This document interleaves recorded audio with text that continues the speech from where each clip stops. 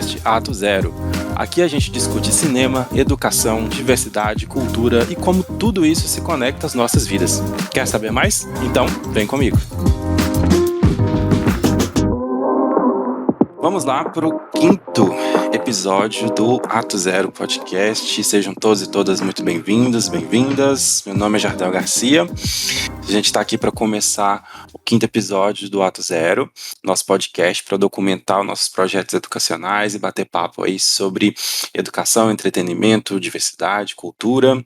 Estou aqui com o Júnior, meu colega de bancada. Boa tarde, Júnior. Boa tarde, Jardel. Boa tarde, pessoal.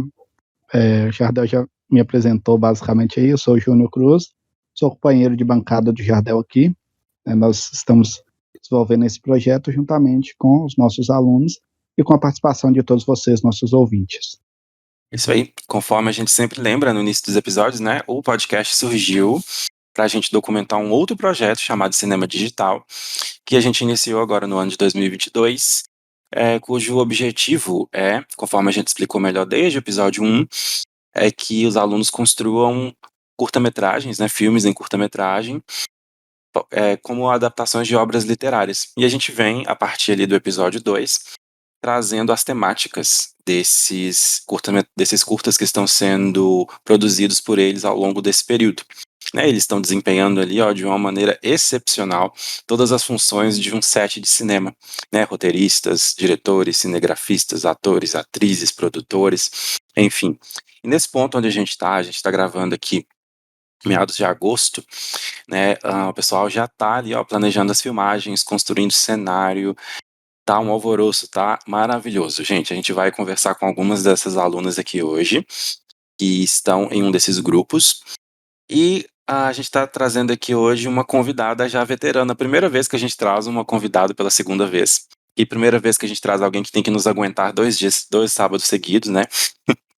Então essa convidada esteve no episódio 4 com a gente, que é minha amiga maravilhosa, Karina Marinho. Boa tarde, Karina, seja bem-vinda. Boa tarde, Jardel. Olá, pessoal, tudo bem?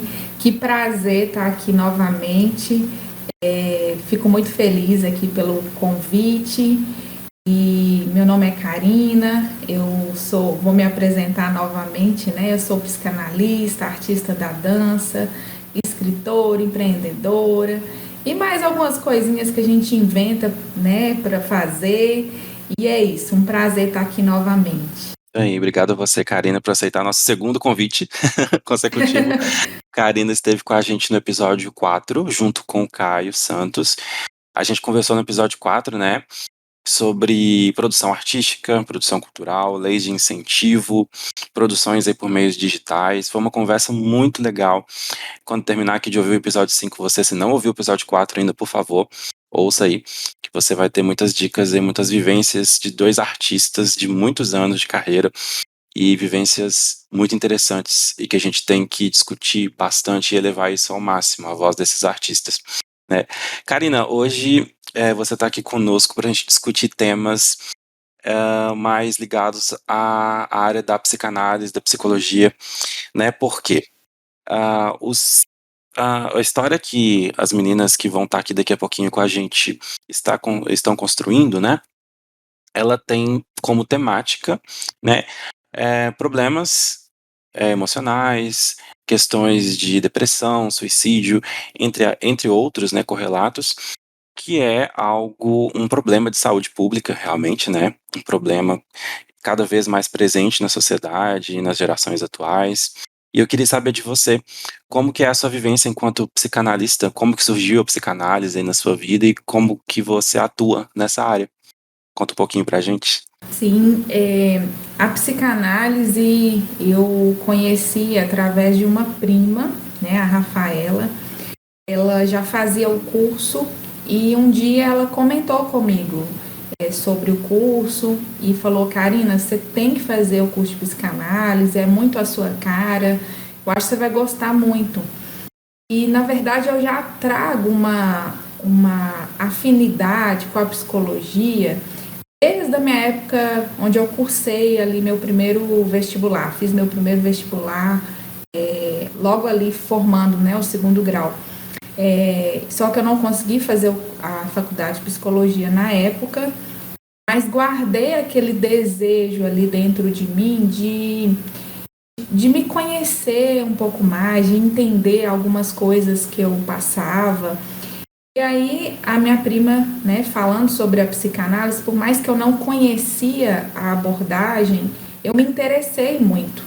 Foi aí que eu procurei, né, fiz o processo de entrevista, comecei o curso em 2016 e foi algo assim que eu tive logo no primeiro contato, né, na primeira aula ali do curso, que eu soube o que era a psicanálise, aonde ela alcançava, eu tive a certeza que aquilo iria mudar a minha vida e eu poderia, a partir disso, também contribuir e mudar a vida de outras pessoas. Então, a psicanálise, né, ela tem uma abordagem mais profunda, ela investiga o inconsciente e quando eu soube ali, né, a forma como a gente poderia fazer essa investigação, quantas coisas que a gente repete, né, na nossa vida sem ter o conhecimento e sem conseguir mudar, e através da psicanálise eu fui conseguindo mudar várias coisas, também ajudando, né, já de imediato alguns amigos, algumas pessoas. Eu vi o poder que eu tinha ali nas minhas mãos, né? Então foi muito transformador para mim, continua sendo, eu acho que isso é para a vida toda, e estar ali, né, em contato com pessoas, né? Eu sempre me conectei muito com as pessoas, né? Eu tenho isso dentro de mim, e a psicanálise foi um meio ali, né, de me conectar ainda mais. Então, eu trago ela, né, na minha vida, e sei que essa forma, né, esse meio que a psicanálise me leva ali de me conectar com essas pessoas e contribuir de alguma forma, ele vai permanecer, assim, sempre, né? Eu sempre vou trazer esse olhar, né, esse contato, né? É simplesmente, assim, magnífico o poder que ela atuou e ainda atua na minha vida. Entendi. Ah, que legal. E como que você, né, fazendo um link com o episódio anterior, né, como que você consegue enxergar uma conexão, que foi a palavra que você utilizou, entre a sua vida como psicanalista e a sua vida como artista? Como que é isso? Nossa, no início foi um grande conflito, né? Virou um dilema na minha vida, a dança e a psicanálise, né? Porque eu já tinha ali a dança como um primeiro amor, né? E quando veio a psicanálise, que também foi algo assim extremamente fascinante, né? Apaixonante na minha vida, é como se entrasse num conflito ali, né? Quando eu estivesse ali na psicanálise, eu estaria deixando de estar na dança e vice-versa. Só que com o tempo, eu vi que as duas, elas se integravam muito bem. Porque eu só sou, né, a artista que eu sou hoje, com a maturidade que eu tenho, graças ao processo de autoconhecimento que eu vivi na psicanálise. Então, hoje eu consigo integrar muito bem, né? Usar uma a favor da outra. Então, por exemplo, na dança, antes eu tinha muita vergonha, né, de me expor, tinha alguns exercícios que a gente fazia ali de improvisação e que todo mundo parava para assistir você dançando, improvisando, eu tinha muita vergonha. E com esses processos, né, de autodescoberta, eu consegui me despregar dessas camadas do ego. Então foi muito importante a psicanálise para eu poder me potencializar enquanto artista. E também eu vejo que enquanto eu estou atuando como psicanalista, eu levo muito da artista também.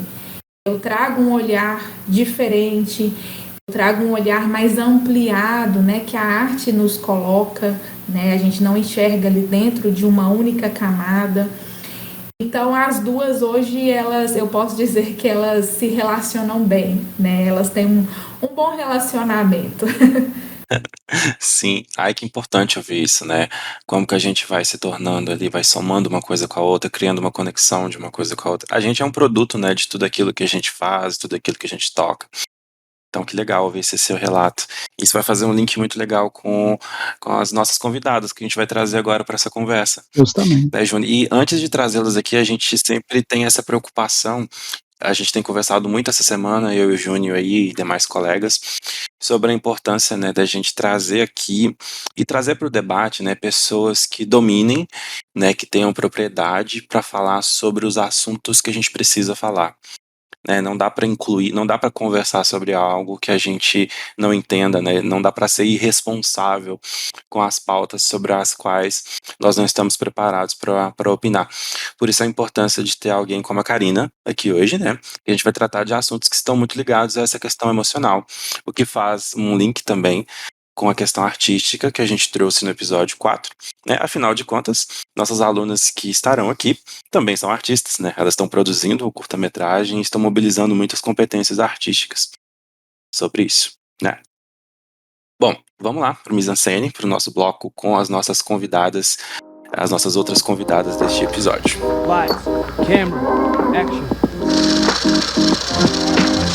A gente está aqui hoje com duas alunas, né? São duas alunas da mesma turma, do mesmo grupo, e eu queria trazê-las aqui então para a nossa conversa. Olá, meninas. Olá, meu nome é Nayara, tenho 15 anos e sou aluna do Jardel, do Júnior, e é isso. Seja bem-vinda, Nayara. Obrigado por estar aqui com a gente Obrigada. hoje, tá? E temos também mais a nossa outra convidada. Olá, outra convidada.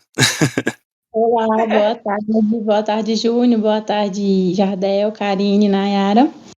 Eu sou a Pavline, do primeiro ano 4 e tenho 16 anos. Meninas, sejam muito bem-vindas. Nayara e Pabline ainda não tinham participado aqui com a gente, né? Mas são duas alunas do primeiro ano, entrando no ensino médio neste ano, né, nesse ano tão desafiador que é o ano, eu não vou dizer pós-pandemia, porque a pandemia ainda não acabou, né, mas é um ano aí que teve a retomada das aulas presenciais, depois de 2 anos de aulas remotas, é um desafio por si só, né?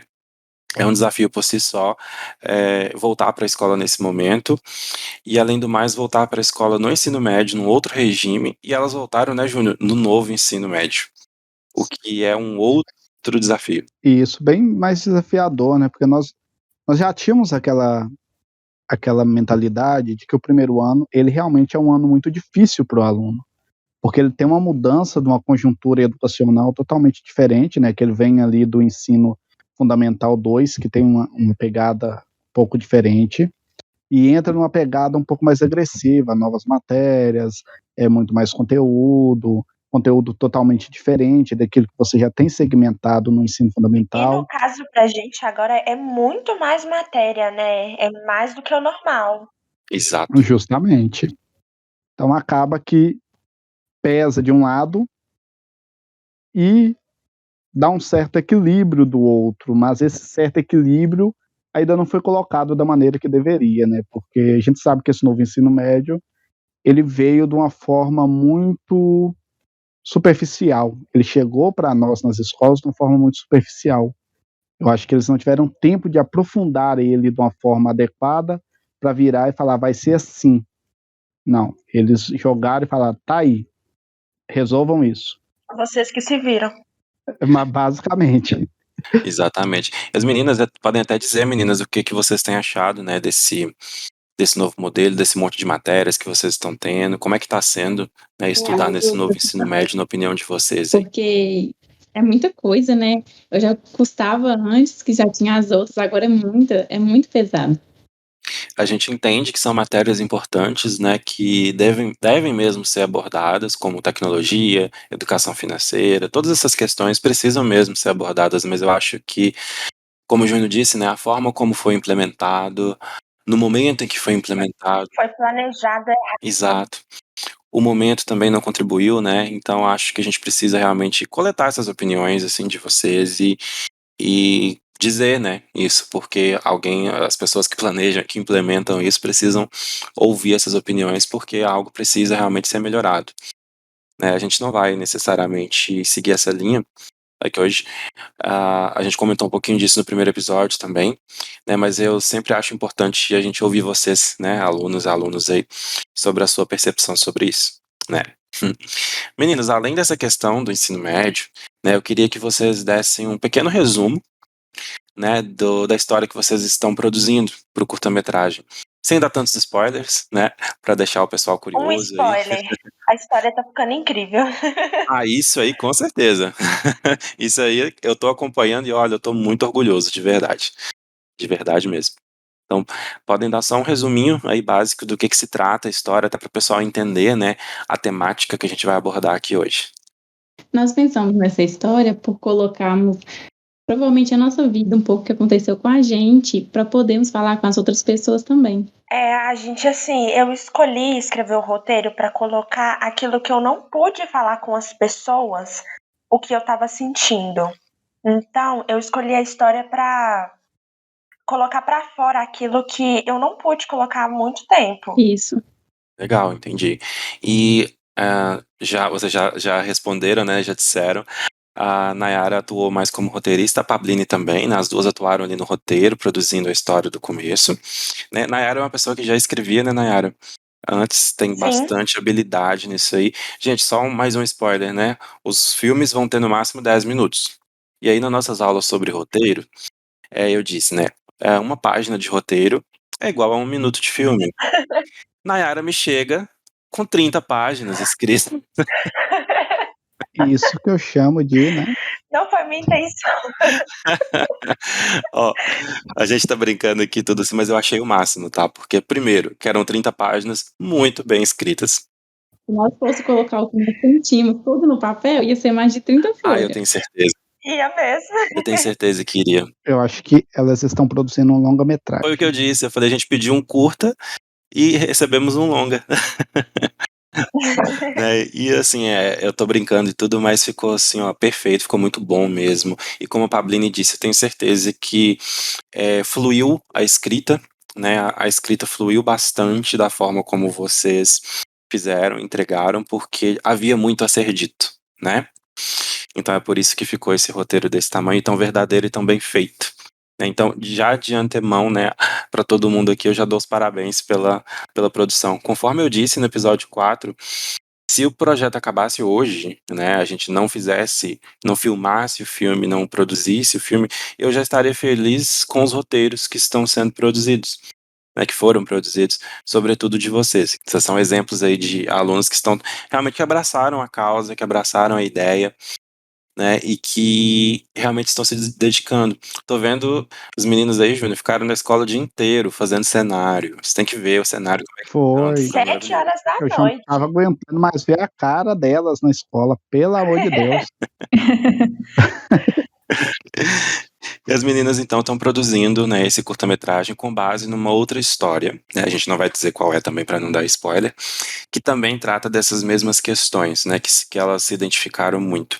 Essa história, inclusive, já tem uma adaptação cinematográfica, né, então a nossa será a segunda adaptação cinematográfica, que é extremamente interessante também, né, então fica aí já a dica para daqui a alguns meses todo mundo aí vai poder conferir essa super produção que elas estão fazendo. Vamos lá para nossa rodada de perguntas, então, com a nossa convidada, com a Karina. Tá? As meninas elaboraram algumas perguntas, né, para poder trazer para nossa convidada, para a gente bater esse papo sobre essas temáticas que vocês estão abordando ali. Nesse momento, então, eu deixo para vocês. Olá, Karina, boa tarde. Aqui, gostaria de te perguntar qual é a forma que você age quando vai atender uma pessoa que pensa em suicídio, que quer se matar? Sim, é uma situação, né, muito delicada e nós profissionais, acho que a primeira coisa ali que você faz é criar um ambiente acolhedor para aquela pessoa. Essa pessoa, né, na maioria das vezes, ela já vem com uma carga muito grande de julgamento da sociedade, de pessoas de dentro da família, de amigos.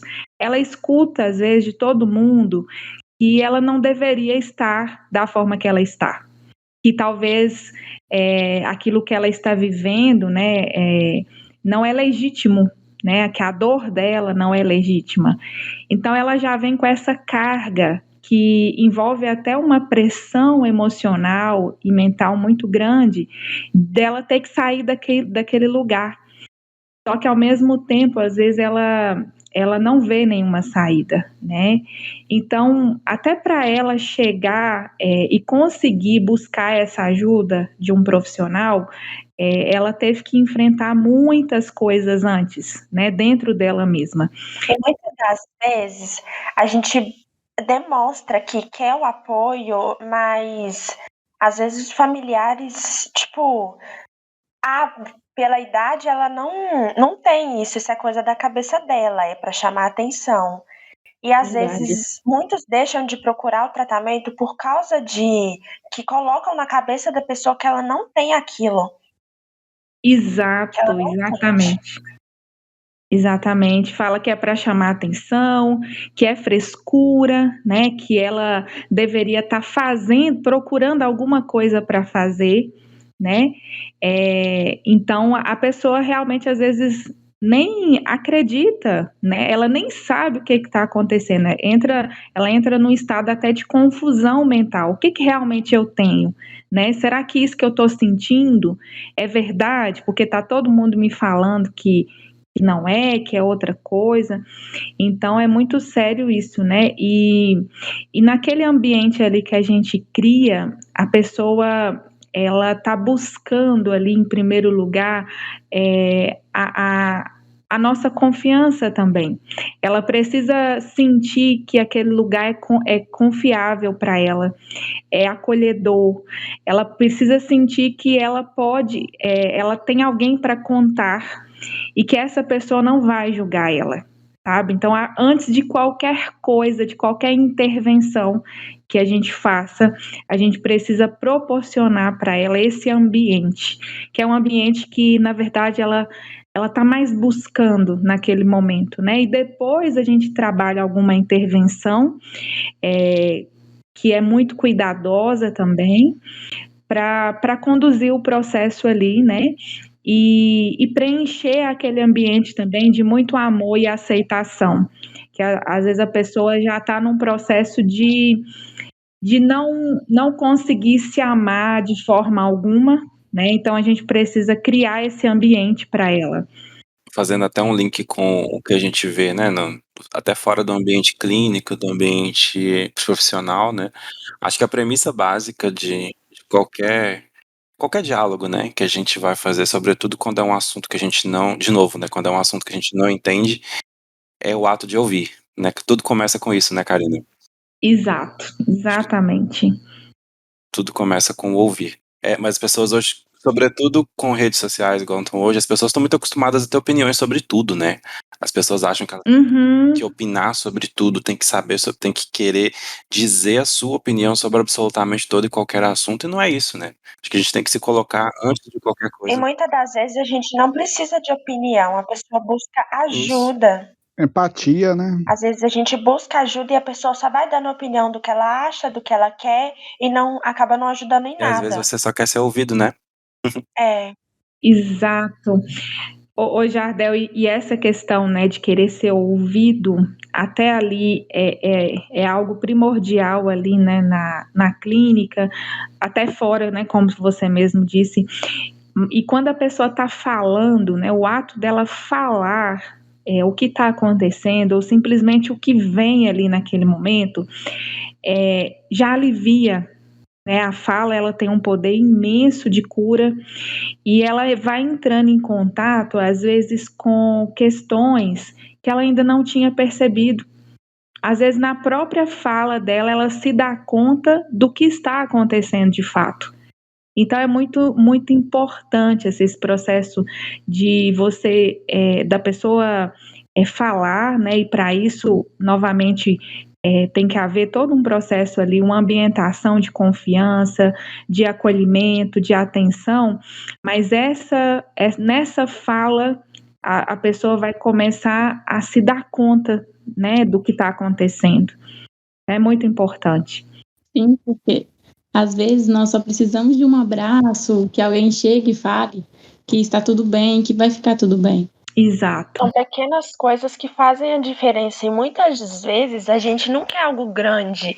Pequenas palavras, pequenos gestos fazem toda a diferença no dia de alguém. Sim, quantas vezes eu já cheguei na escola, eu só precisava falar, o Jardel me ouvia, era coisa que ele nem precisava saber, eu falava, ele apenas me ouvia, e pra mim eu já ficava super aliviada. Olha só. E na escola a gente nota muito isso, né? Sobretudo nessa geração atual de crianças e adolescentes, Karina, eu tenho notado cada vez mais, né? Isso que, assim, ó, às vezes o diálogo que muitos não encontram em casa, né? Às vezes a gente olha para um aluno de uma forma diferente, a gente simplesmente escuta, né? A gente escolhe escutar por um minuto, que seja assim, e de repente, né, o aluno já se abre com você de uma maneira muito pessoal, assim, né? E isso tem acontecido assim cada vez mais, né? Então isso tem me E não preocupado. é nem questão de confiança. Isso. É questão da pessoa estar ali, né? É mais a questão da pessoa querer ser ouvida. Eu tenho notado isso mesmo cada vez mais acontecendo com essas novas gerações. E algo que despertou, né, para esse podcast aqui, por exemplo, me despertou para trazer esse assunto aqui com vocês, porque é algo que realmente me preocupa. E que eu tenho percebido que com as novas gerações tem sido mais e mais frequente, né? Sim, e assim, nessa era que a gente está, que tá tudo muito acelerado, até um áudio que você manda no WhatsApp, você pode acelerar ali, as pessoas vão carecendo, nós, né, de forma geral, a gente vai carecer mais dessa atenção, dessa escuta.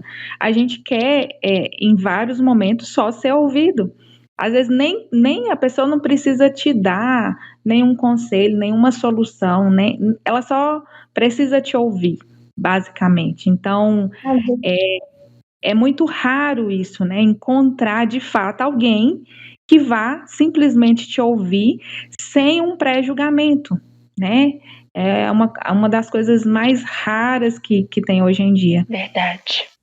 Às vezes a gente nem precisa falar, só de estar presente e ganhar um abraço já fala tudo. E faz toda a diferença.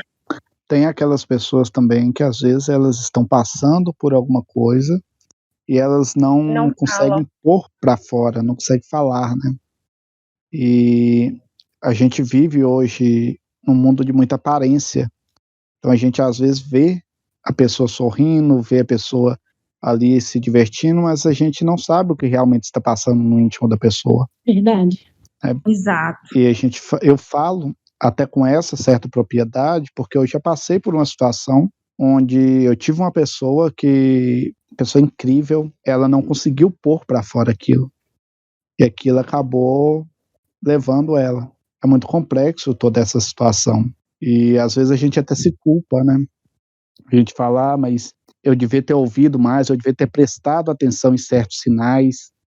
E às vezes a gente tá tão corrido, tão acelerado, como a Karen falou, um mundo tão corrido, que até mesmo a gente não consegue ver os pequenos detalhes. Sim, sim.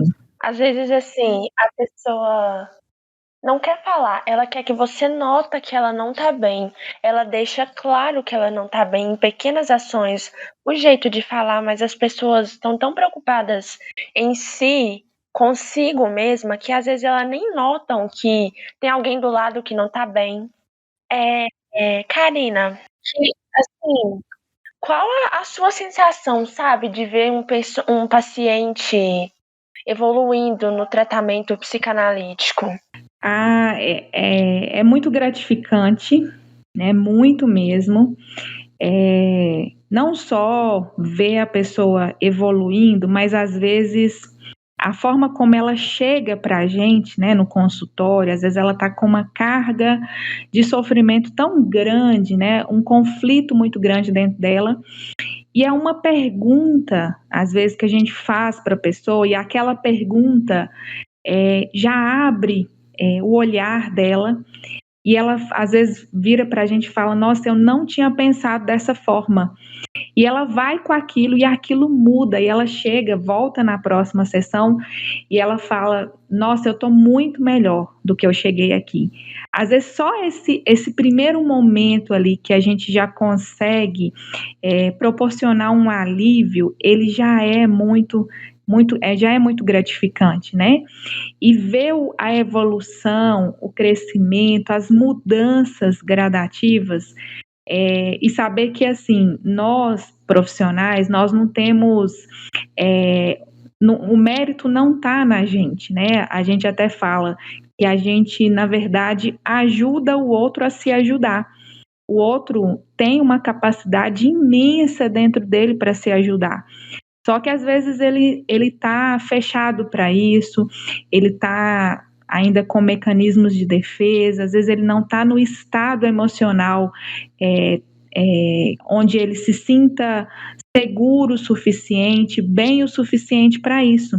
Então a gente dá todo aquele apoio, faz um fortalecimento ali para ele conseguir ocupar esse lugar na vida dele, esse lugar de autoajuda, de mudança, mas a gente é somente ali uma pessoa que direciona, né? Que exerce ali uma função de despertar o que a pessoa já tem dentro dela. Mas é muito gratificante, é muito satisfatório. Eu já saí, às vezes, de atendimento com uma energia surreal, assim. A gente é realmente ocupado ali por essa mudança, né? Então, isso retorna para a gente, né? Cada sessão ali, eu também estou em contato, né, com as minhas questões, eu também estou me autoanalisando, então é uma ajuda mútua, assim, que acontece, então é muito satisfatório. O que te motivou a dançar? O que me motivou a dançar?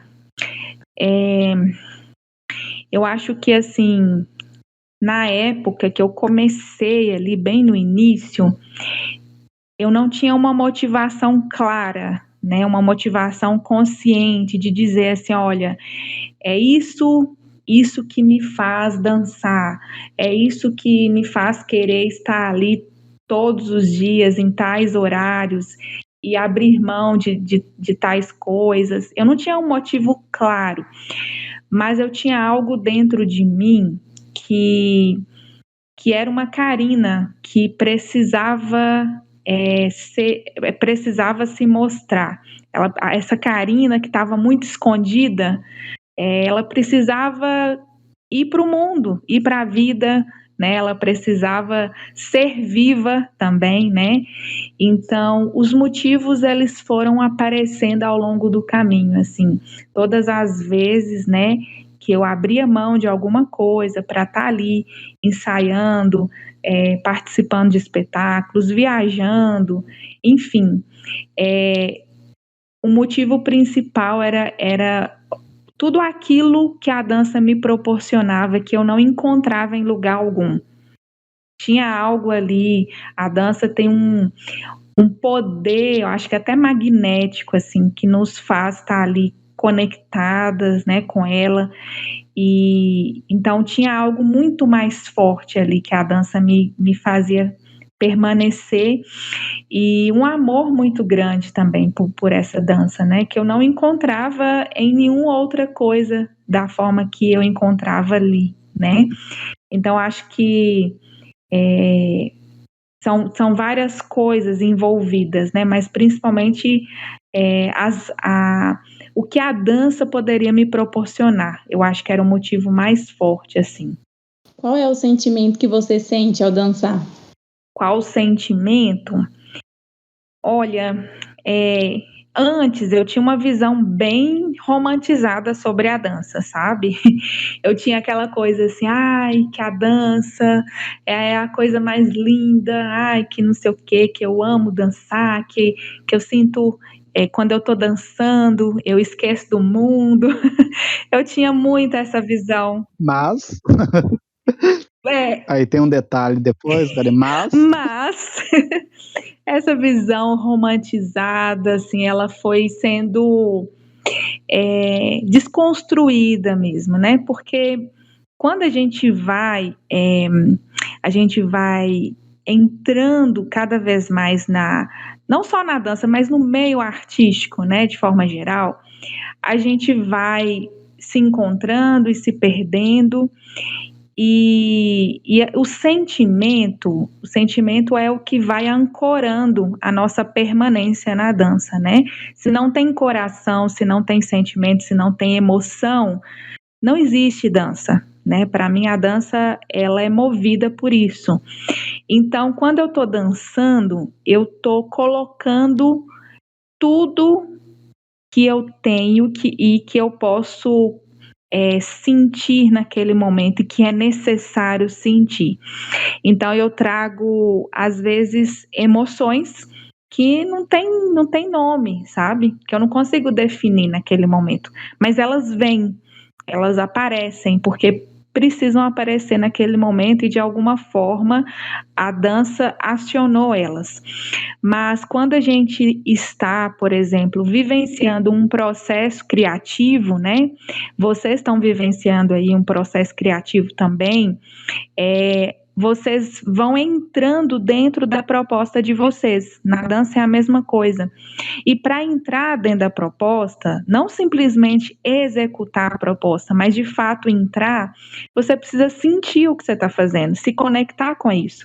Então, os sentimentos, eles são diversos, né? E eles estão ligados com a proposta em si.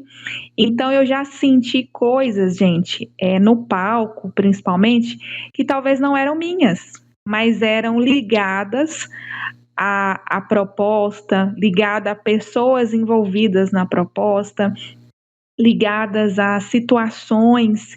Eu acionei, eu me conectei com sentimentos que talvez nem eram meus, mas que estavam envolvidos ali de tanto que você entra, assim, né? É tão surreal, gente, o sentimento, assim, que às vezes você não se dá conta do que está acontecendo.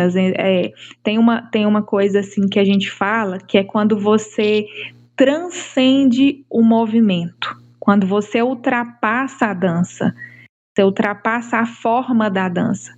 É como se você não estivesse mais dançando e estivesse sendo aquilo. Então, acho que, às vezes, quando você alcança esse lugar, você não consegue descrever o que você está sentindo, o que está acontecendo, você perde noção de tempo e espaço. Então, eu já acessei esse lugar e eu não consigo dizer para vocês, assim, o que eu senti, sabe? Eu acho que é mais ou menos isso, assim, a gente vai ultrapassando as camadas do sentimento, das emoções, das percepções, das sensações. É muito louco esse negócio, gente. Então, resumindo, a dança é como um refúgio para você. Você encontra nela tudo aquilo que você não encontra em outro lugar. Olha, foi muito, assim, principalmente no início ali, os primeiros anos, foi muito refúgio mesmo, assim, hoje eu consigo olhar para a minha trajetória e ver que era um refúgio, que era uma fuga. Às vezes eu ia para as aulas, né, para os ensaios, e era, para mim, eu estava fugindo às vezes de problemas que eu tinha em casa, e ali, quando eu entrava, pisava ali meus pés no ensaio, na aula, eu me desconectava daqueles problemas. Então era realmente um refúgio, uma fuga. Só que com o tempo, o que eu tive que fazer, e isso a psicanálise me ajudou muito, não viver somente apegada por isso, sabe? Por esse refúgio, essa fuga. Não, eu tive que construir na dança muito mais do que isso, sabe? A dança tem um potencial imenso, então eu só iria me desenvolver se eu enxergasse ali muito mais condições e possibilidades que eu poderia viver, sabe? E eu falei para minha psicóloga que toda vez que eu começava a ler um livro, era um jeito de eu fugir dos meus problemas. Uhum. Olha, tem um mecanismo que a gente chama na psicanálise, que chama sublimação. É um mecanismo de defesa. Todos nós temos alguns mecanismos de defesa, e a sublimação ela está muito ligada nas artes. O que seria essa sublimação, gente? Seria você, a partir ali da arte, seja a dança, a escrita, a música, o que for, você está colocando, projetando as suas dificuldades, os seus problemas, os seus conflitos na arte. E ali, quando você projeta, você está tentando enfraquecer a força que eles têm. Então, até isso explica por que a gente enxerga muito do artista na arte que ele produz. Justamente por isso, né? Porque é o inconsciente que é projetado. E às vezes a pessoa não sabe conscientemente que ela está projetando algo dela na produção, na criação artística dela. Mas aquele ato já produz algo de enfraquecimento, né, daquela dificuldade ou daquele conflito. Então a gente faz isso, igual a Nayara, né, comentou aí quando ela foi escrever, que ela escreveu 30 folhas, né? Se aquele momento de despejo, né, de projeção ali na escrita, foi muito importante para você, Nayara. Precisou ali externalizar, e a escrita foi uma forma de falar sobre isso, né?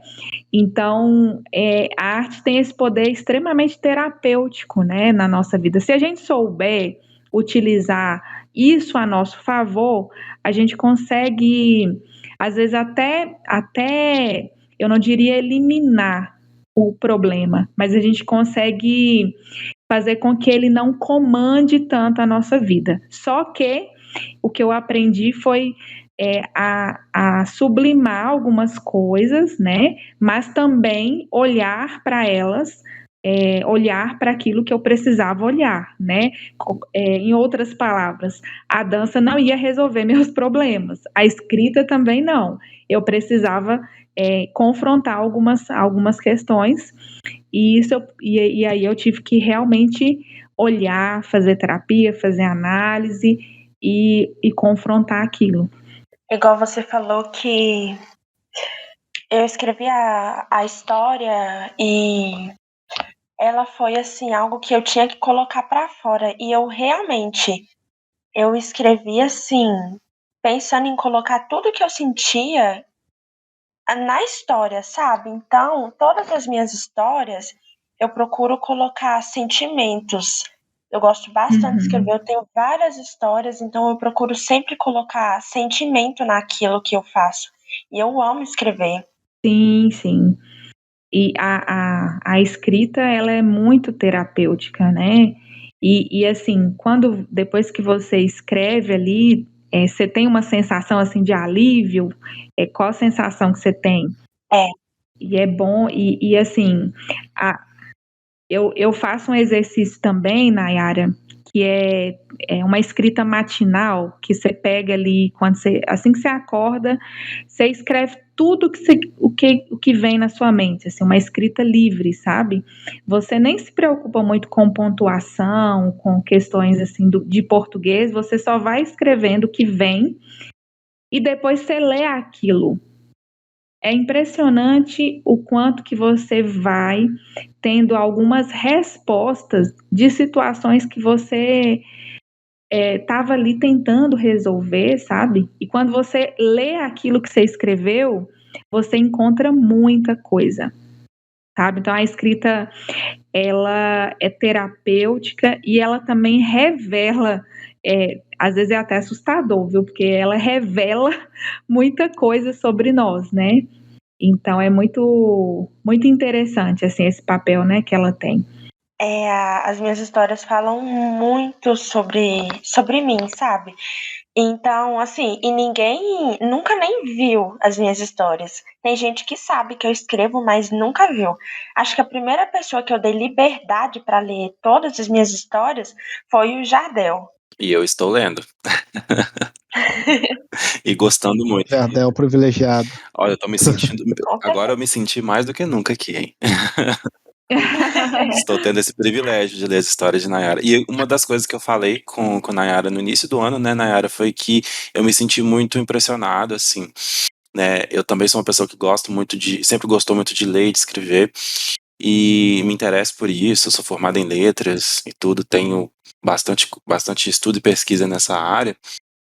Então, eu fiquei muito impressionado por, né, ser uma menina tão jovem, né, com 15 anos, e que escreve com a maturidade com que ela escreve. 16. Né? Tem 16, né? Perdão. Mas eu digo assim, você já escreve há bastante tempo, né? Então, você tinha bem menos de 16 quando começou.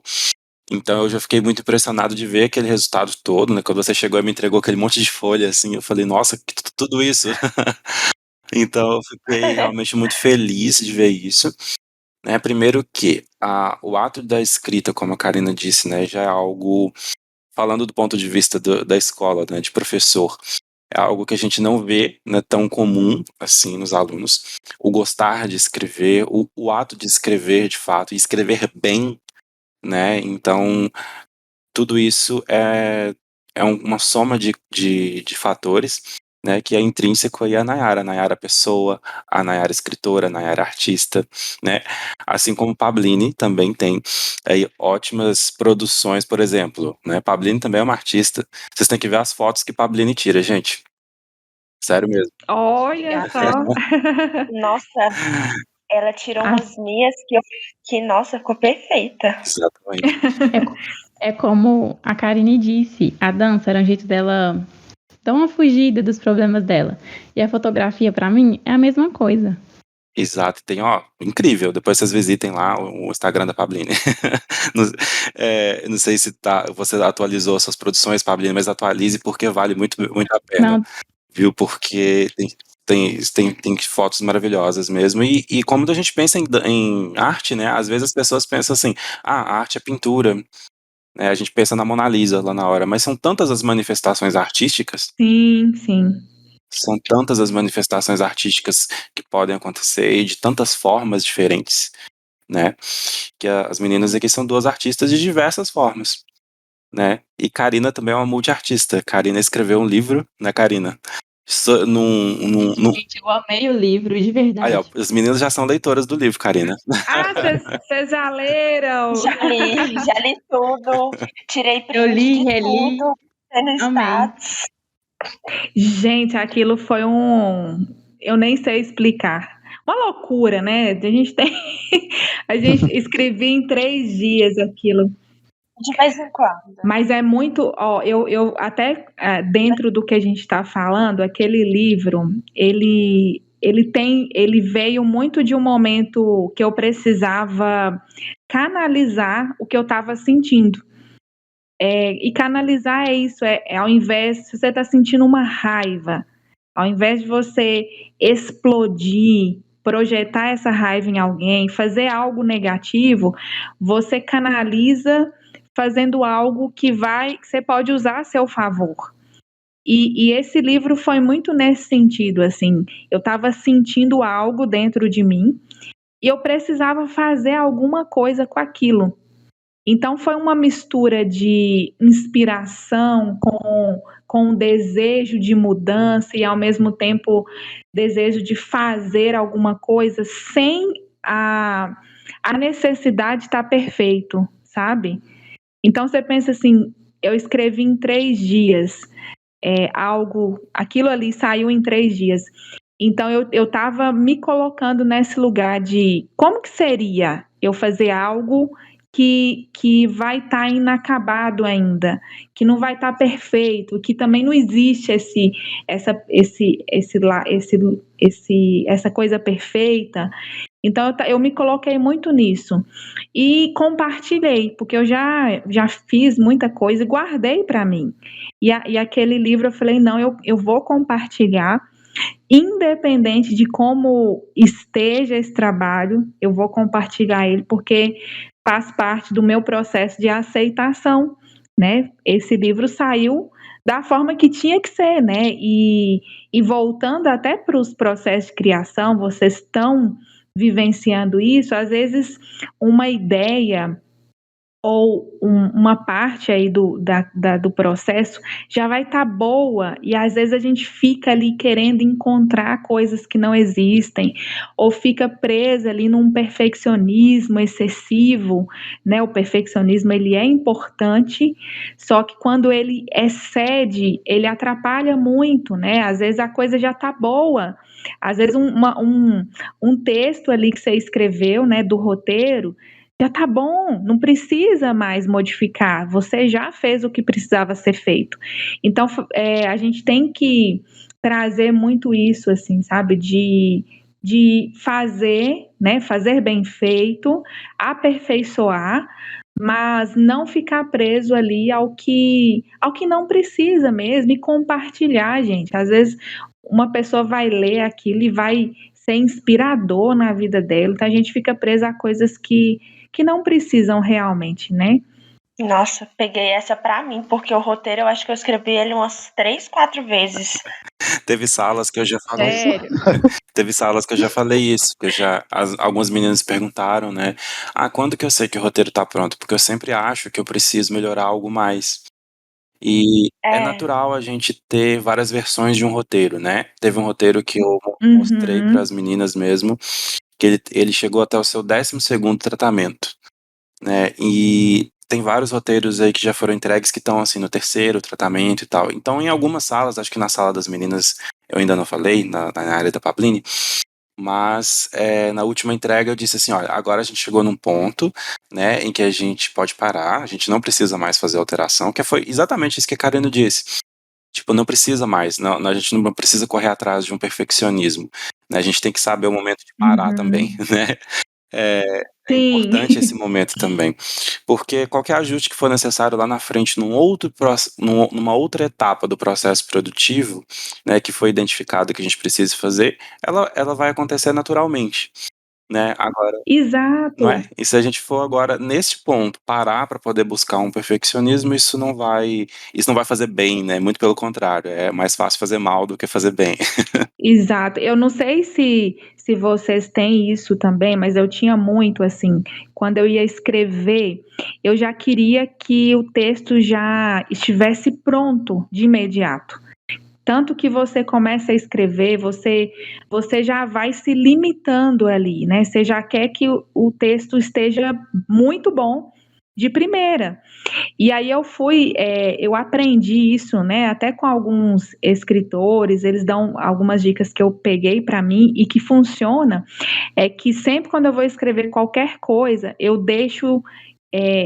faço um despejo assim, sem julgamento.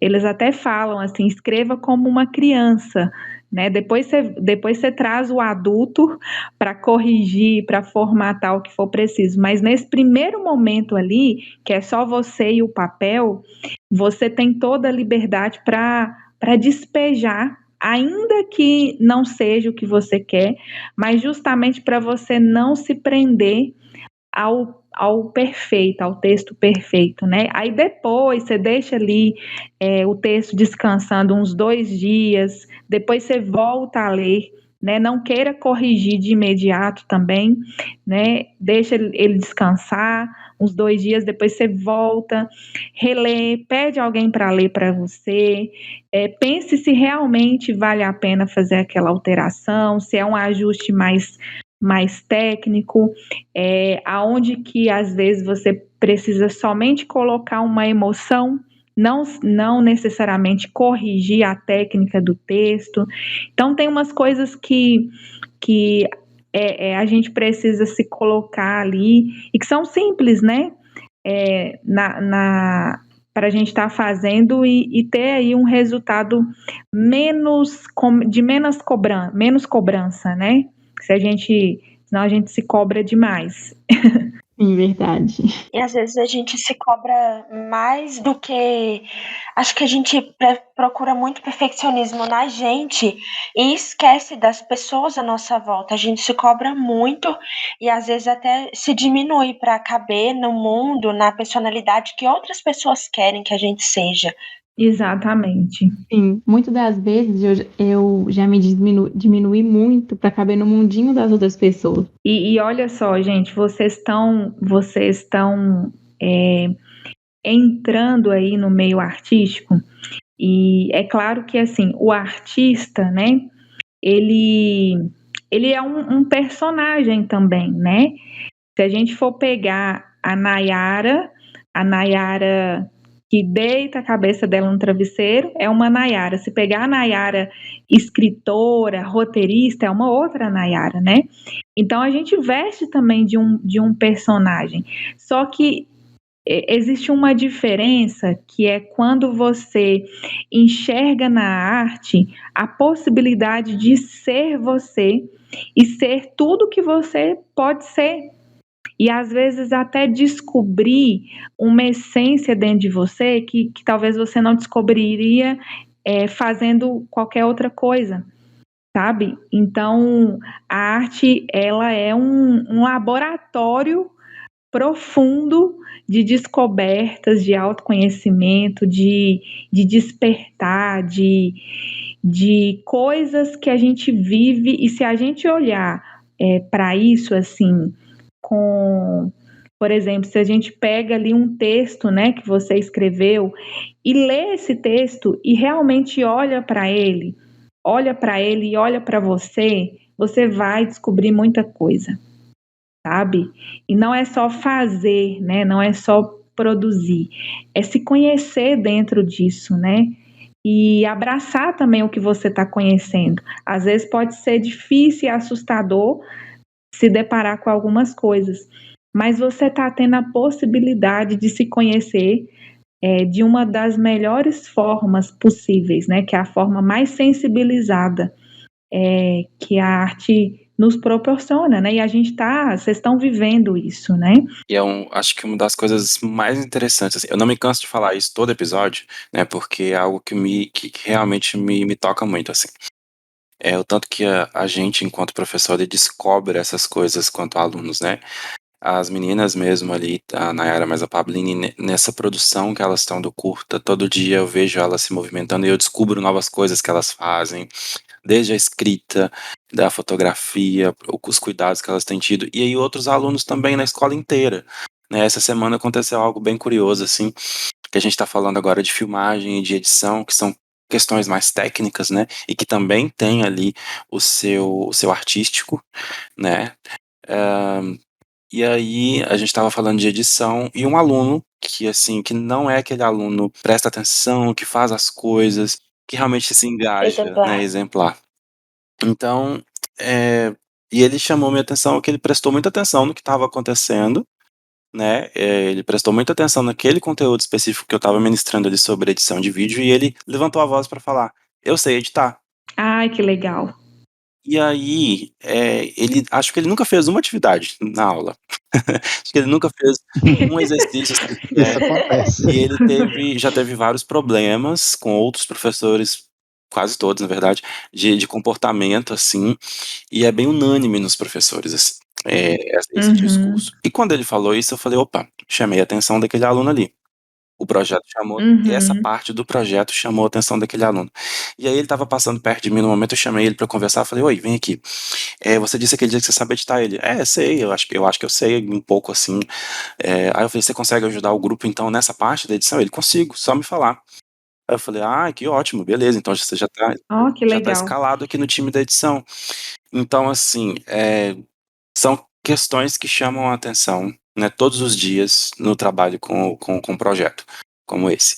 E que a gente descobre muito dos alunos dessa forma, dando oportunidades diferentes, né, com Uhum. atividades diferentes e com com essa diversificação de métodos e de técnicas e de artes, né, de diversos mecanismos que a gente tem ali à disposição. Então eu fico muito feliz com todas essas descobertas. E essa foi mais uma essa semana. Não, muito legal isso. E é uma questão muito de liberdade mesmo, porque tem coisa que eu falo pro Jardel que eu nunca falei pra minha psicóloga. É aquele tempo que a Karina disse, né, do tempo ali de criar aquele espaço Criar o de vínculo, né? confiança, né? É todo um processo, como a Karina disse, né? Exato. E tudo envolve uma conexão, né? O Jardel, nós já estudamos juntos, né, Jardel, Isso. na época de escola. Gente, Jardel sempre foi assim. Essa escuta, assim, muito gentil, sabe? O Jardel sempre demonstrou muito, muito pronto ali, sabe? Para ouvir, para conversar.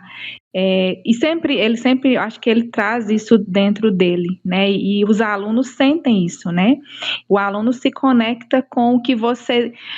Primeiro que o professor, né, já falando aí especificamente de vocês, o aluno vê algo no professor que talvez ele não enxerga nele, né? O professor ali como uma figura de autoridade, mas mais do que autoridade, eu acho que o aluno vai buscar nesse professor coisas que ele não tem, né? Às vezes dentro da família mesmo, ou não consegue enxergar nele mesmo.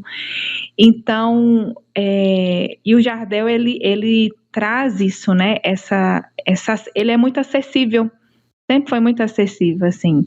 A gente não vê, tem pessoas que a gente às vezes quer aproximar, mas a pessoa não dá uma abertura, né? Eu acho que vocês sentem isso nele, né? Essa acessibilidade. Se você quer conversar com ele, ele já está ali, pronto, né? Isso é muito positivo. Jardel é nosso psicólogo, né, Pablini? Exato. Eu agradeço. Aí, Jardel, mais uma profissão para você colocar Já vou atualizar o meu currículo aqui. que tem poucas. Tem bem poucas. Gente, o Jardel, ele é muito amoroso. Eu adoro conversar com ele. Eu agradeço de verdade. Todas as vezes que eu cheguei na escola, que eu chegava, sabe, com muitos problemas, eu falava assim, não, hoje eu desisto de verdade. O Jardel ia, sentava, conversava comigo e ele salvava a minha vida.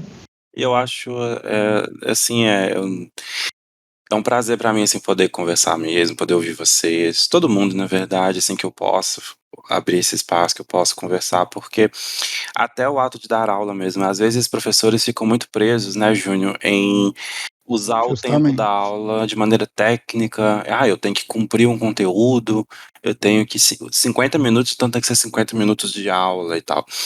Só que dentro. E às vezes é isso que torna a aula chata, fica uma coisa monótona. Eu penso assim que não, a dimensão afetiva, né, ela é indissociável assim do ato de dar aula, sabe? Então, para mim às vezes vale muito mais eu abrir 10 minutos, 15 minutos, seja 50 minutos de uma aula para poder simplesmente conversar com os alunos. Esquece o conteúdo, isso aí a gente vê de outra forma depois. Tem várias formas de você trabalhar o mesmo conteúdo.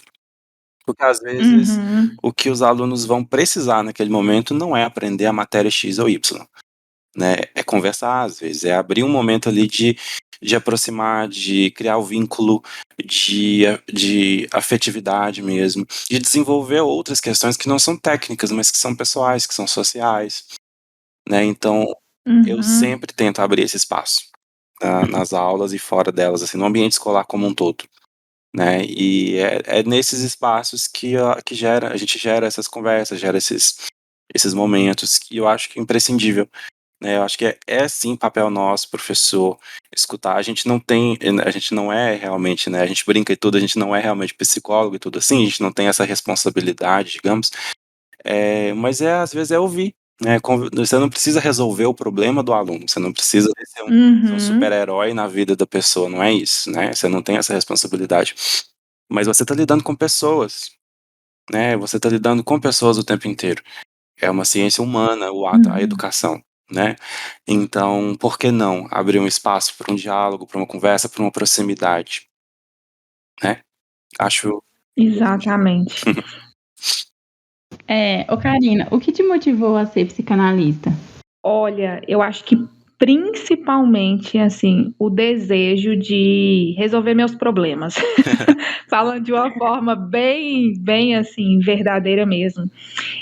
Porque a gente vai vivendo, né, a nossa vida e sempre tem aquelas coisas que permanecem, que nos incomodam. Só que a gente ainda não consegue, às vezes, resolver ou olhar de uma outra forma.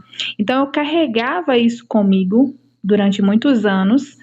Eu sabia daquele incômodo, eu sabia o quanto eu me via presa em algumas situações, e eu sempre quis entender e resolver, principalmente resolver isso, né? Então, acho que mais me motivou consciente e às vezes até inconscientemente esse desejo de me entender, sabe? E tem pessoas que buscam a psicanálise falando assim, eu quero ajudar as pessoas, eu estou buscando isso aqui porque eu quero ser psicanalista, eu quero ajudar muita gente. E no fundo, a gente está ali para se ajudar. A gente está ali para se ajudar primeiro, sabe? Ela vai percebendo que quem mais precisa de ajuda primeiro é ela, sabe? Então, eu me vi muito nesse lugar de me entregar mesmo para o processo, para minhas sessões de análise, para os estudos, e essa motivação, assim, de quanto mais eu ia me conhecendo, mais eu percebia que eu precisava me conhecer mais e mais eu tinha a certeza de que eu não sabia nada sobre mim. E é uma coisa que não tem fim, sabe? Aquela pergunta, quem é você? Às vezes você não tem uma resposta concreta, e nem precisa ter uma resposta concreta, mas você busca ali um caminho muito mais sobre perguntas do que respostas.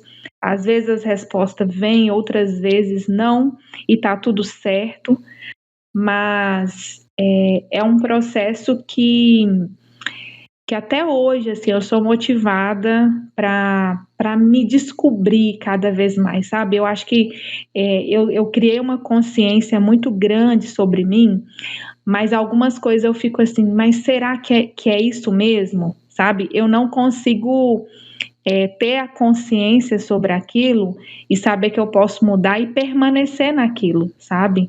Então é uma coisa para a vida toda, e que eu sei que eu vou continuar motivada, né, a querer me conhecer cada vez mais, me descobrir, me mostrar da forma que eu sou, permitir ser eu mesma. Eu acho que uma das coisas mais difíceis, gente, é você permitir ser você mesmo na sua verdade, sabe? É uma das coisas mais difíceis. Então eu vivo esse processo assim constantemente, e é isso que mais me motiva, assim, me descobrir cada vez mais, sabe? E como você se sente ajudando as pessoas? Como eu disse, né, a gente primeiro precisa vivenciar em nós, né, o processo. Ele precisa ser muito íntegro dentro da gente, muito honesto, e a gente precisa também alcançar essa autorresponsabilidade sobre o nosso processo, né? E ajudando as pessoas, né? Eu me sinto no início, assim, a gente acha que a gente é super herói, né? No início eu me colocava muito como salvadora, sabe? Quando chegava alguém assim para me atender e a pessoa estava ali buscando numa condição muito difícil, delicada, aquilo para mim parece que era eu queria salvar aquela pessoa a todo custo. E às vezes eu até me colocava numa posição de muita responsabilidade. É claro que existe, né? Tem que ter essa responsabilidade, mas não se responsabilizar pelo outro e pelas atitudes que o outro vai tomar. Então, no início, eu me colocava muito como a salvadora, a que vai resolver os problemas do outro, né? Que tapa na cara, hein? Você também se vê nesse lugar de salvadora? Sim, porque o que ninguém fez por mim, eu quero fazer pelas pessoas. Menina, e deixa eu te contar, a gente traz, vocês me perguntaram dos motivos, né? Conscientemente eu queria me entender, mas de forma mais inconsciente eu também queria fazer por mim o que eu não recebi. Eu queria também ser ouvida, sabe? Eu queria que aquela escuta que eu presto ali para o outro, eu queria que alguém fizesse isso por mim. Olha só, o quanto que isso é profundo, né? Então, eu hoje, né, com a maturidade que eu adquiri, da experiência, eu entendo muito quando alguém realmente precisa, quando, por exemplo, tem pessoas que só têm o psicanalista ali, que ele não tem mais com quem contar e às vezes com quem conversar, gente. Eu já atendo pessoas que falam assim, nossa, eu fico esperando o dia da minha sessão. E às vezes a pessoa só precisa conversar, ter alguém ali para ouvir ela, né? Então eu vejo essa importância, né? Mas eu consigo discernir, assim, que às vezes você precisa muito mais conduzir o outro para ele se ajudar do que você fazer por ele. A gente nunca pode querer mais que o outro, né? Então isso vai mudando, né, com a maturidade. É porque também não adianta, né? A gente querer ajudar, querer que a pessoa faça coisas para ela melhorar e ela também não querer a melhora dela. Sim, sim. E acontece muito, às vezes, da pessoa não querer ou, às vezes, não ter a consciência de que ela precisa mudar. Né? Às vezes ela leva um tempo ainda para entender que ela precisa de uma ajuda fora do meio que ela entende assim que é ajuda. Às vezes ela já buscou uma ajuda com um amigo, com um professor, com uma outra pessoa, mas às vezes não buscou a ajuda certa para aquele momento, né? Que tem casos que precisa dessa intervenção profissional, né? Que não dá mais para ficar levando do jeito que tá. E tipo assim, muitas das vezes eu não gosto de ir no psicólogo, gente, eu não gosto de verdade. Mas eu sei que é necessário, porque vai me ajudar. Sim, e assim, eu falo até hoje, às vezes eu não gosto, eu faço análise até hoje, né?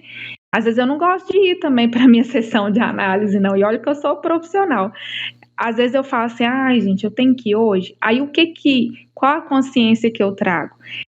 Quando eu resisto, quando eu não quero ir, tem alguma coisa que eu preciso confrontar e que eu tô querendo evitar. Então, nesses dias... Tentando adiar, né? Tentando adiar. Nesses dias que eu menos quero ir, é o dia que eu me coloco a ir mesmo. E aí eu chego na minha sessão falando isso, falei assim, olha, não queria vir hoje não, viu? Eu já chego falando assim, porque eu sei que eu não vou fugir, porque eu posso ainda chegar na sessão e trazer um assunto nada a ver e fugir do que eu realmente preciso falar. Então, eu aprendi isso, sabe? Também sou ser humano, sabe? Também tenho muitas coisas que eu preciso mudar e trabalhar, mas essa consciência eu já tenho ela, assim, de me perceber. Opa, você está fugindo, ou você não quer enfrentar isso, por que você não quer enfrentar isso agora? E me colocar para frente, né? Porque se eu deixar ali que a coisa tome conta, aí não dá, né?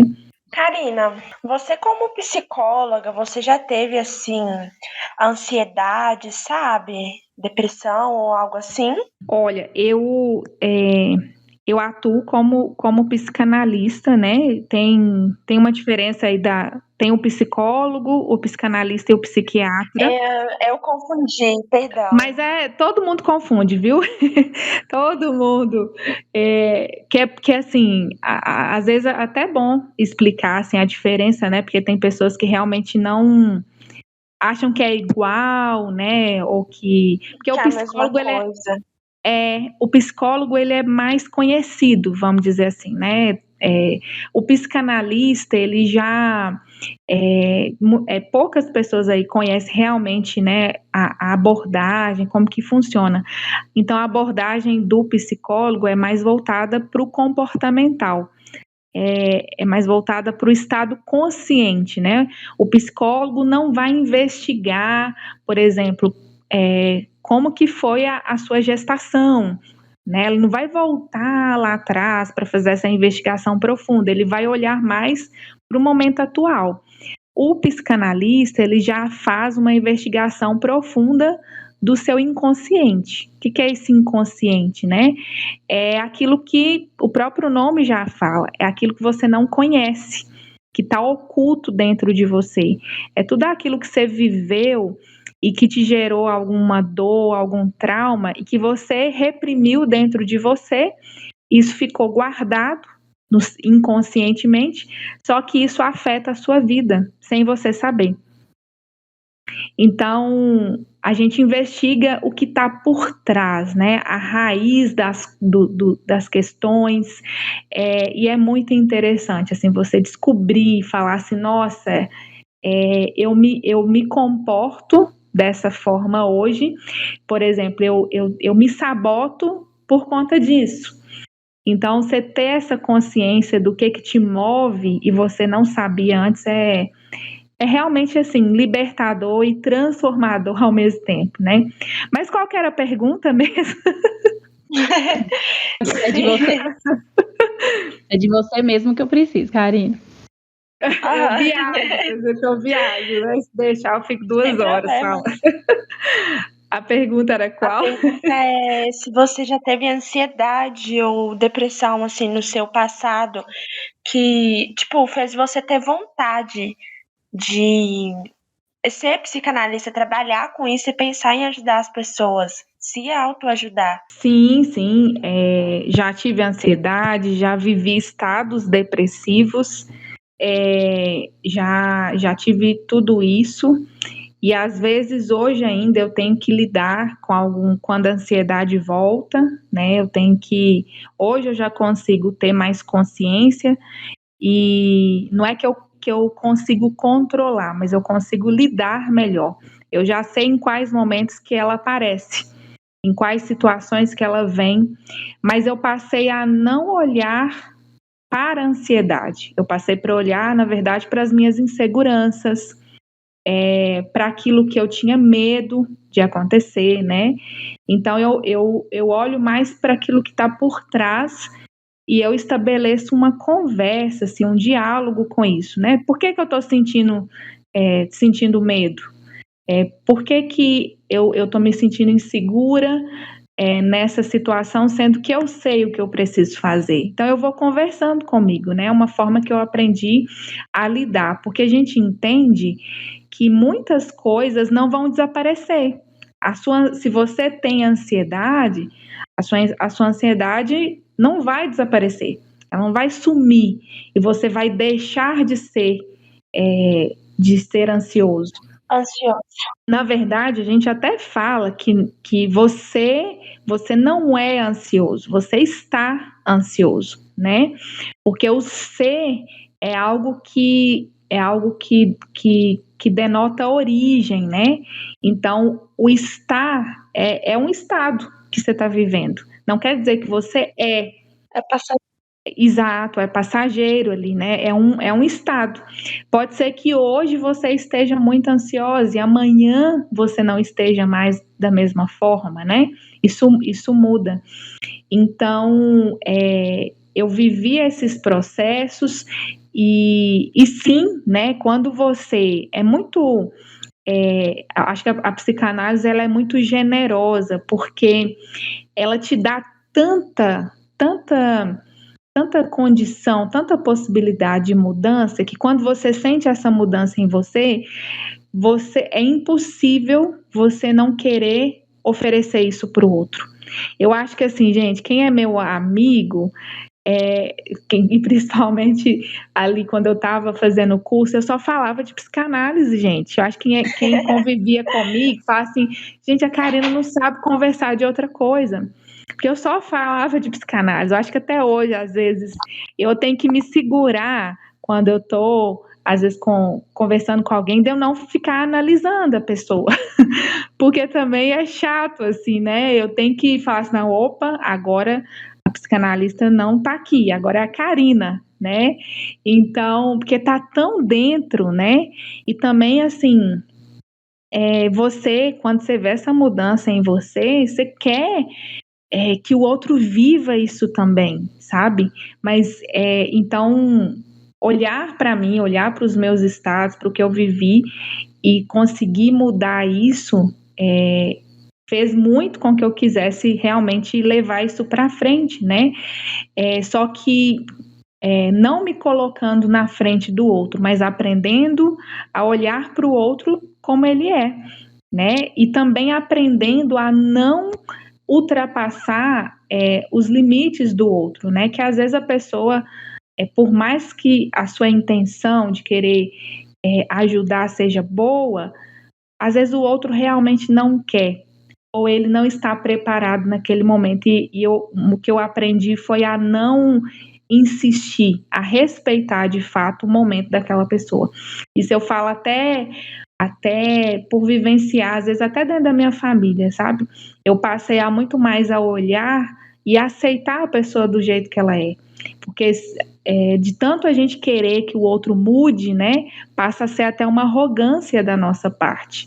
Às vezes o outro, ele não vai querer e não vai enxergar a necessidade de mudar.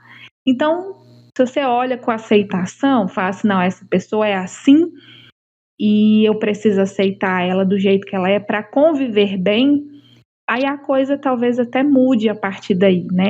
Não sei se eu respondi a pergunta. Às vezes a gente quer tanto que o outro mude que às vezes a gente pede amizades, briga com pessoas por querer a mudança do outro e a gente não se tocar que a gente que precisa de mudar, sabe? Exato, exatamente. Nossa, gente, o que eu já atendi de mães que chegam ali com o filho para me atender, né? Aí atendo o filho não queria fazer terapia, análise, só que a mãe insistindo para o filho ir, que não sei o quê. Aí quando você conversa com a mãe, você vê que a mãe precisa muito mais de atendimento do que o filho. Às vezes a mãe desaba, gente. Uma pergunta que você faz, ela desaba ali. Então, assim, até isso, né? O que a Nayara, né? Que a Nayara falou é muito, muito real, assim. Às vezes você fica insistindo que o outro mude, às vezes até projetando nele o que você precisa mudar em você, mas não consegue e quer que o outro mude, né? Então, tudo parte de nós, né? Desse olhar para a gente primeiro. Eu queria ter a liberdade de conversar sobre as coisas com a minha mãe, sabe? Sobre o que eu sinto, o que eu penso, sabe? Como eu tô me sentindo. Uhum. Eu acho que uma das problemáticas que nós enfrentamos, principalmente no âmbito escolar, né, Jardel, é a falta de comunicação pais e filhos. Igual o Jardel mesmo falou aí, tem aluno que sente uma brecha muito maior para conversar e se expor para a gente do que se expor para os pais dentro de casa, justamente pelo fator julgamento, condenação e tudo mais, que os pais eles evoluíram, a sociedade evoluiu, mas a mentalidade deles muitas vezes não evolui. Uhum. E aí eles não conseguem dar a atenção que os filhos precisam, dar as palavras que o filho quer ouvir, ou até mesmo somente ouvir o que o filho tem a dizer. Às vezes eles não passam confiança, sabe? Porque para Uhum. você confiar em alguém, ela tem que transparecer que você pode confiar nela. E muitos pais não têm, assim, não transferem o sentimento de confiança para os filhos e acaba que os filhos vão perdendo a confiança nos pais. Mas sem contar que os pais, se a gente for pensar bem, eu acho que a responsabilidade, aí já é responsabilidade como pai, é ele, antes, né, de tudo, ele ser o primeiro amigo do filho. Acho que quando tem algum problema, a primeira pessoa que o filho deve recorrer é a família, ao pai, à mãe, as pessoas assim, que são do seu núcleo ali dentro.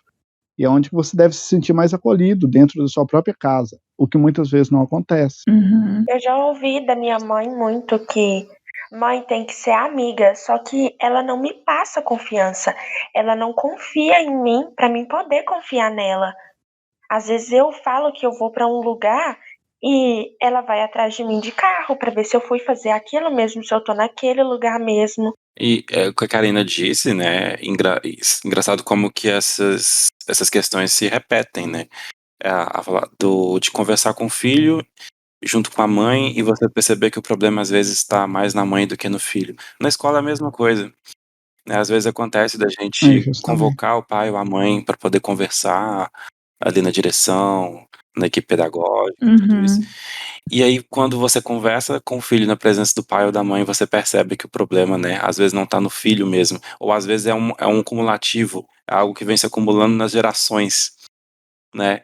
É um problema. Ou às vezes, Exato. até mesmo, interrompendo muito, já até Imagina. mesmo a postura do filho ali é uma forma dele tentar chamar a atenção dos pais. Também acontece também, né? E nota aqui, ó, olha o problema, que às vezes ele precisa que alguém de fora fale para o pai, ó, seu filho tá dessa forma, Faz alguma coisa, né? faz alguma coisa. Me nota Uhum. aqui, E às vezes nota, pai. às vezes os pais agem de forma errada com essa chamada de atenção, sabe? Sim. Uhum. Porque às vezes o filho quer chamar a atenção para uma coisa, só que aí o pai vai chamar a atenção, vai conversar, só que assim, conversa do jeito errado, fala coisas que magoam ou que são desnecessárias, então às vezes por isso que muitos adolescentes hoje têm depressão porque tentam chamar a atenção e são entendidos de forma errada, sabe? Uhum. E isso vem desde cedo, né, gente? Se a gente for parar para pensar, a gente está falando aqui, na verdade, da falta de uma educação emocional. Porque os nossos pais, eles não foram preparados emocionalmente para ter um filho, e eles geralmente, né, transmitem o que eles aprenderam, o que eles receberam e também o que eles não receberam.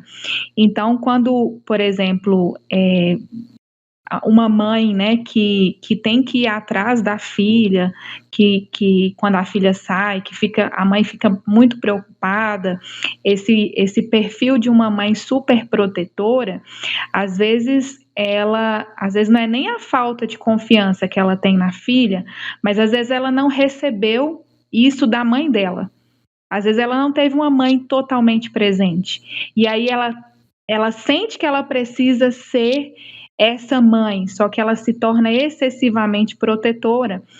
Então, tem muitas coisas que estão envolvidas nesse processo de educação emocional.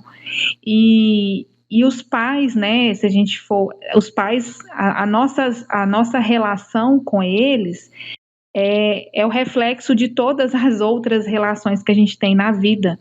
A primeira relação que a gente tem é com a mãe e depois o pai, né? Então, se existe conflito, se existe dificuldade, às vezes a gente vai transferir isso para uma relação com um amigo, com um namorado, uma namorada, e às vezes o problema não está na relação com o outro, mas na primeira relação com o pai e com a mãe, né?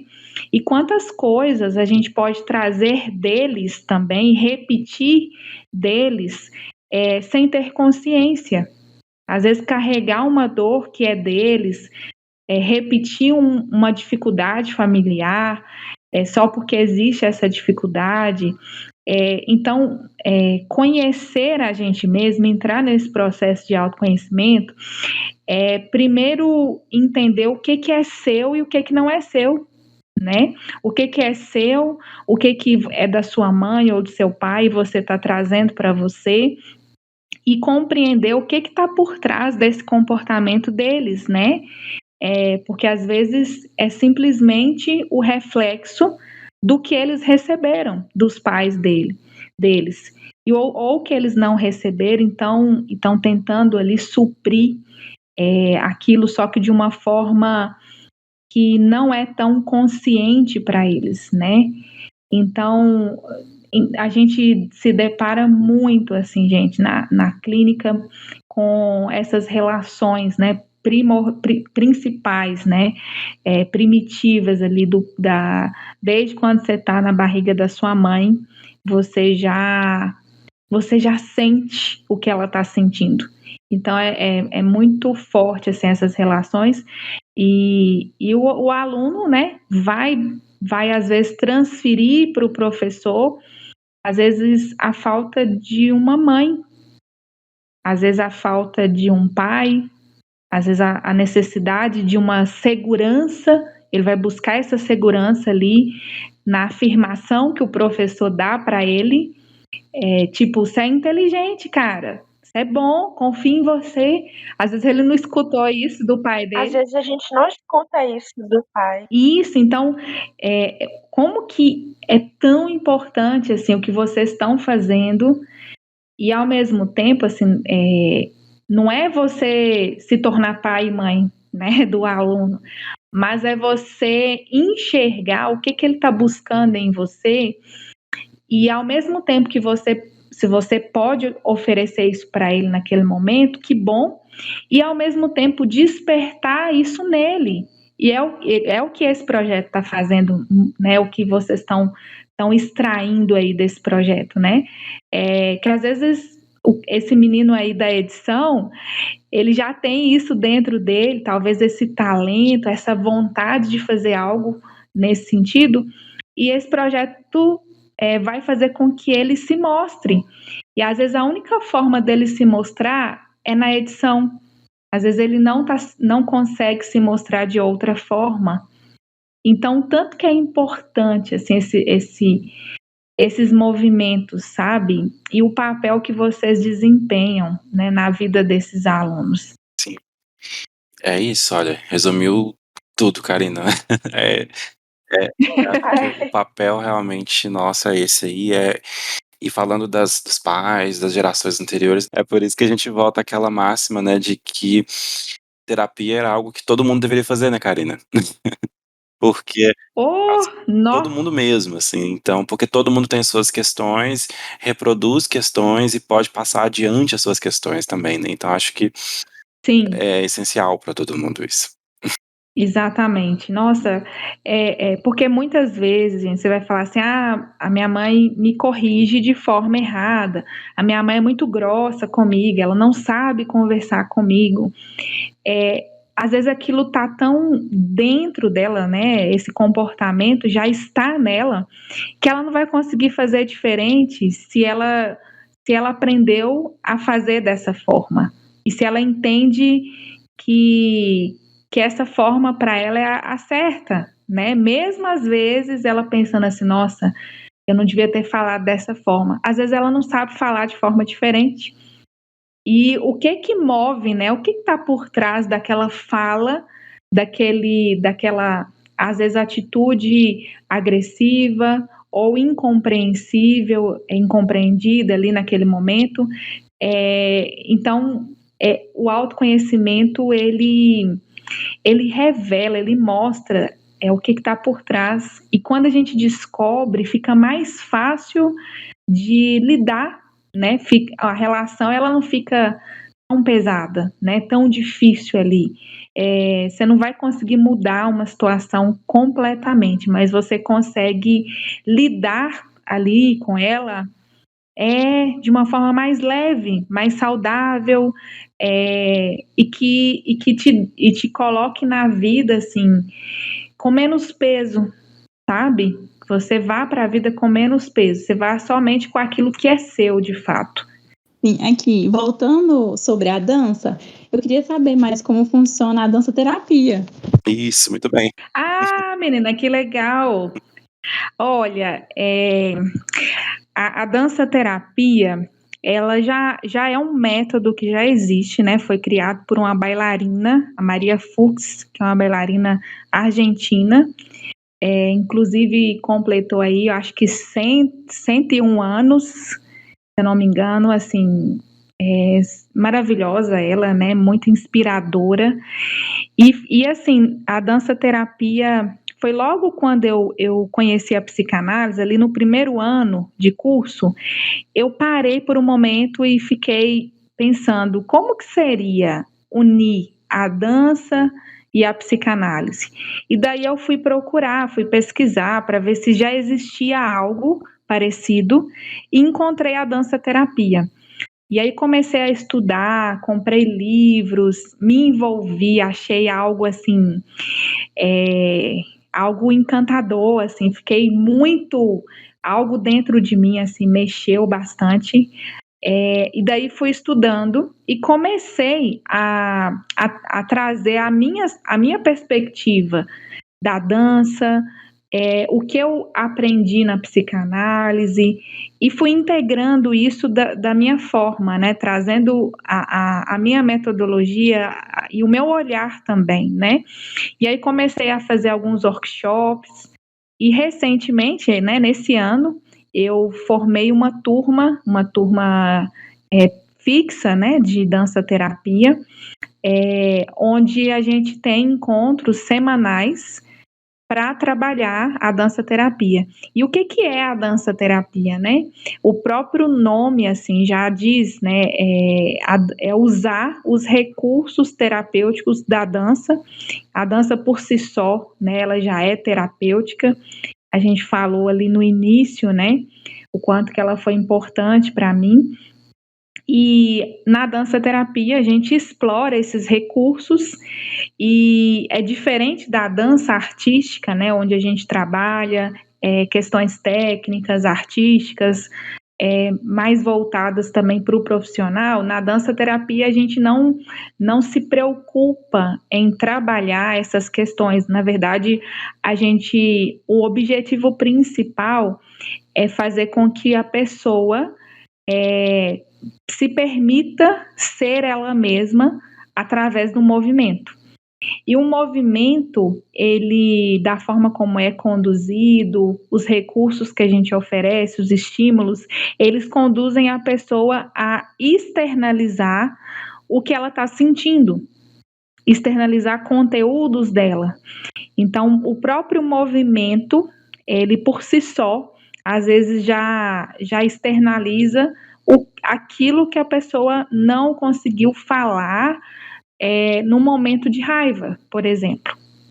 E a gente não precisa entender isso, né? Só o ato ali do movimento acontecer já é suficiente.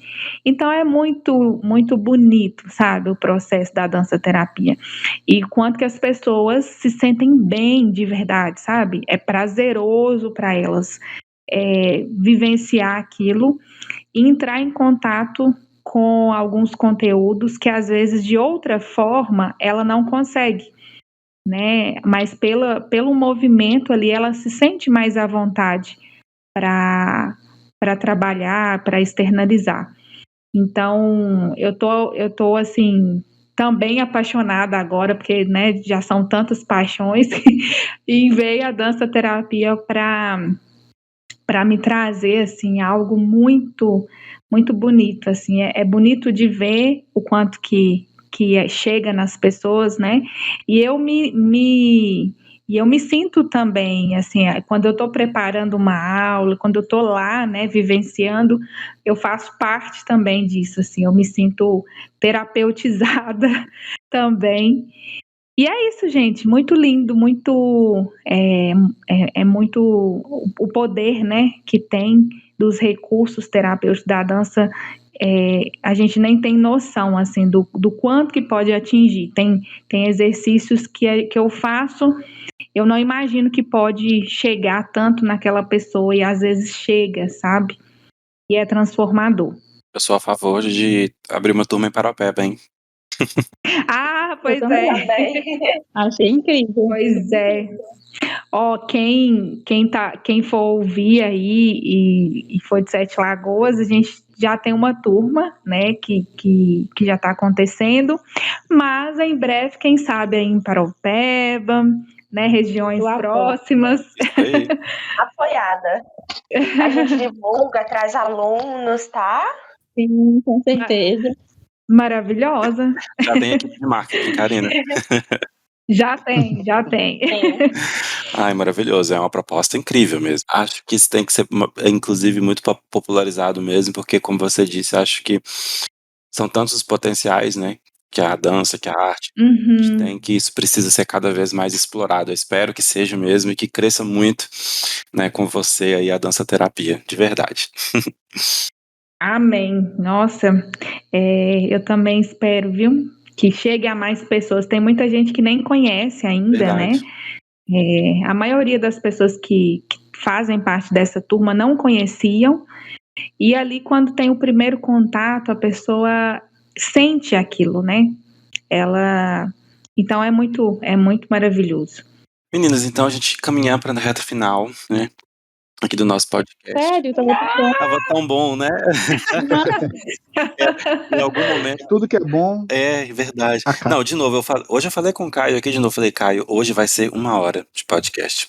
Uma hora certa. Já tá chegando em 2 de novo. Já tá chegando em 2 de novo. Vamos fazer então para fechar o bloco dos créditos, né?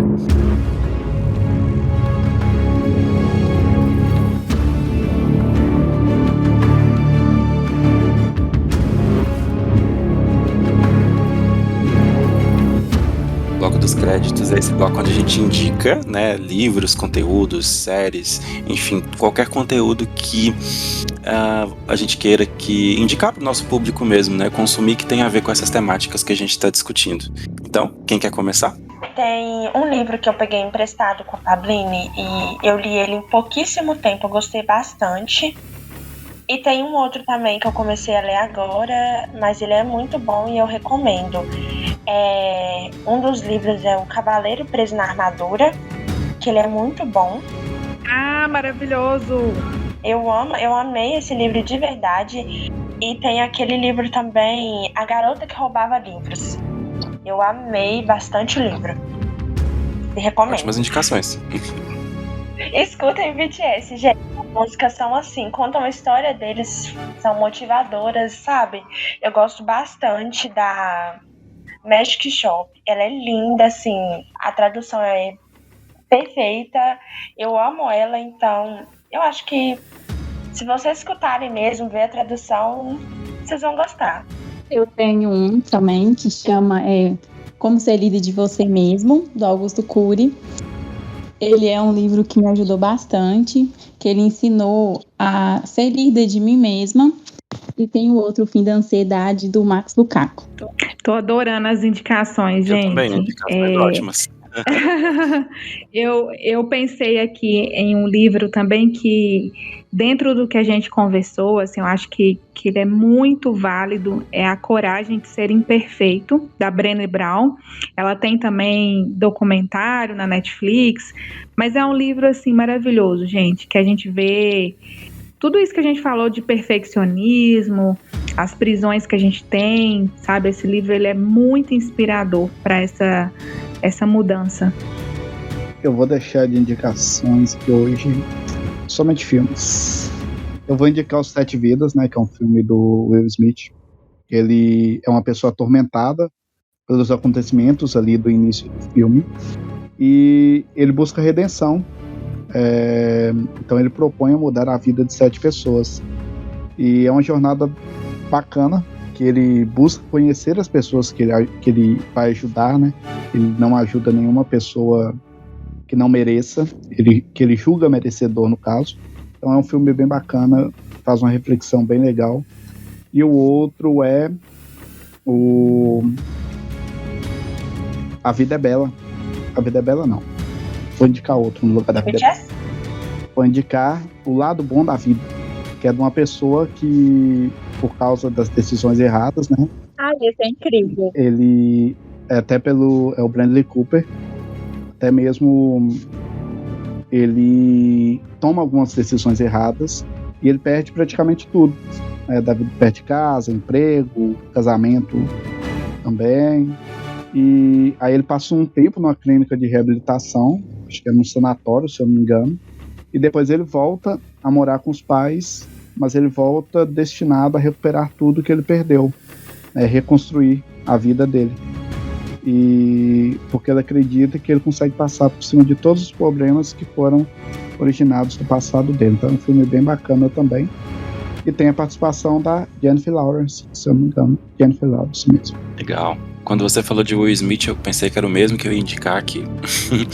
Eu acho que você vai indicar o outro que eu ia indicar, mas eu não lembro o nome. Mas eu sei qual eu quero indicar um filme, então, que tem o Will Smith também, que é chamado de Beleza Oculta. Justamente, era esse. Ele é ótimo, ele é lindo. Chorei horrores. Incrível. Esse filme é um filme curto, ele tem 1 hora e pouquinho ali, mas com essa 1 hora e pouco, é menos do que o podcast. ele